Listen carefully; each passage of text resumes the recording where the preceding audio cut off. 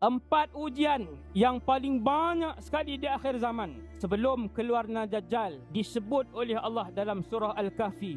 Para ulama tafsir sebut dalam surah Kahfi memang tidak disebutkan perihal Dajjal, tetapi Allah sebut 4 ujian yang paling banyak akan berlaku di akhir zaman nanti sebelum kemunculan Dajjal. 4 ujian itu Allah sebut menerusi 4 kisah di dalam surah Kahfi. Balik lepas ni buka surah Kahfi. 4 ujian dugaan terbesar sebelum keluarnya Dajjal. Disebutkan oleh Allah 4 dugaan itu menerusi 4 kisah. Yang pertama, kisah Ashabul Kahfi.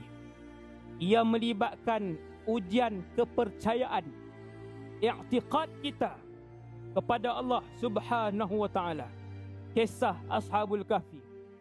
Yang kedua, kisah 2 orang sahabat, yang seorangnya Islam, yang seorangnya kaya raya, tetapi tidak beriman dengan hari akhirat.